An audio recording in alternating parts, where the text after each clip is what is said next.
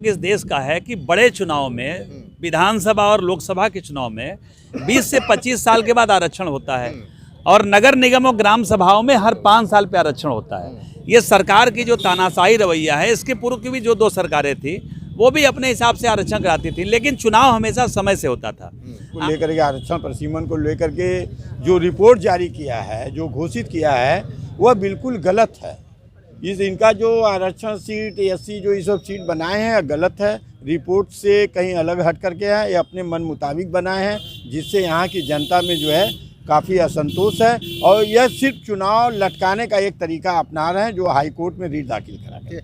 सरकार इस तरह के काम क्यों कर रही है?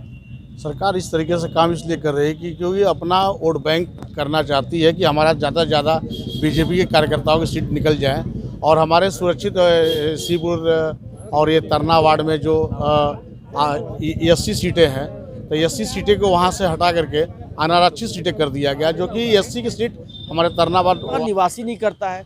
तो जहाँ तक हम ये देख रहे हैं कि नगर निगम चुनाव को ये लोग एकदम मजाकबाजी बना लिए हैं और किस प्रकार से चुनाव होगा ये तो अभी समय बताएगा, लेकिन आरक्षण और परिसीमन दोनों ही हमारे समझ से परे है। किस प्रकार से कर रही है बैठ। दोस्तों नमस्कार, और आप देख रहे हैं कांडी बनारसी। कांडी बनारसी में आपका स्वागत है।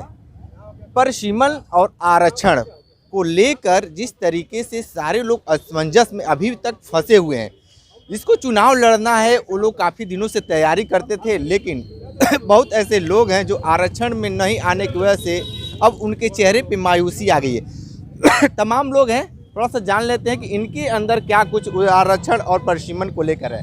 ये बताइए कि जिस तरीके से सरकार ने, जिला प्रशासन ने आरक्षण भी लागू कर दी और परिसीमन भी, बहुत सारी आपत्तियां भी हुई, लेकिन उस पर कुछ सही विचार नहीं हुआ।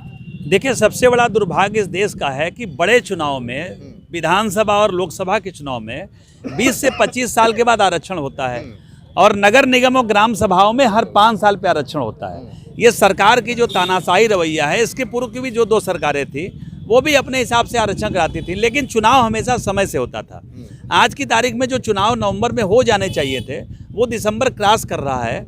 और जो इन्होंने आज आंकड़ा प्रस्तुत किया हाई कोर्ट के समक्ष, इन्होंने जो आरक्षण का बताया है, मेरा ये कहना है कि जब रैपिड सर्वे हुआ तो 34.99 जहाँ है वहाँ कहीं ओबीसी कर दिए हैं, कहीं एससी कर दिए हैं, कहीं जनरल कर दिए हैं।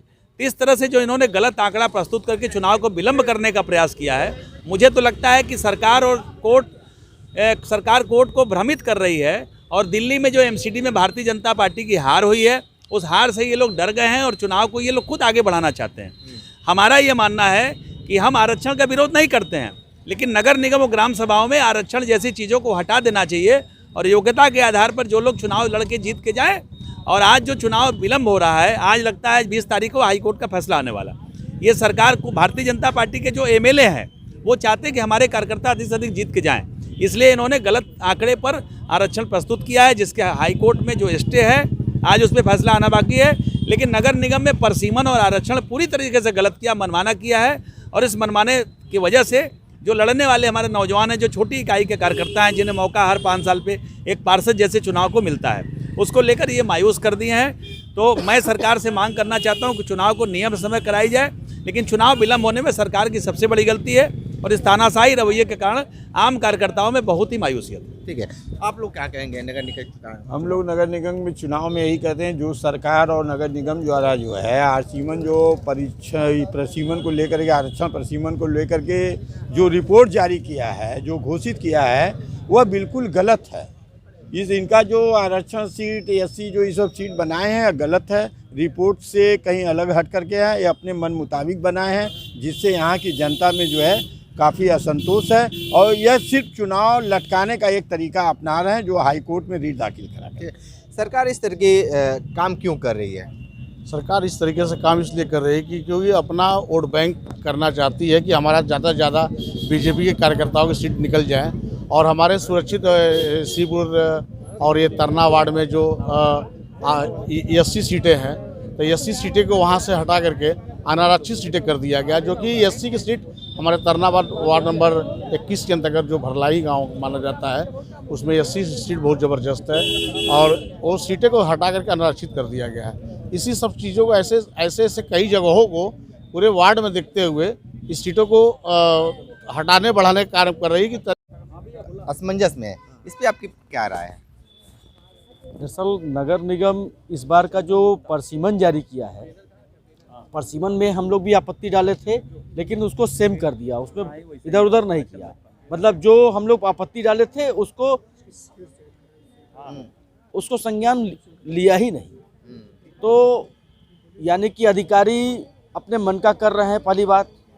और दूसरी चीज़ कि एक बार आरक्षण लिस्ट जारी हो गई, उसके बाद भी सुंदरपुर वार्ड का मैं देख रहा हूँ कि वहाँ पे एसटी कर दिया गया, जबकि एसटी का कोई परिवार वहाँ निवासी नहीं करता है।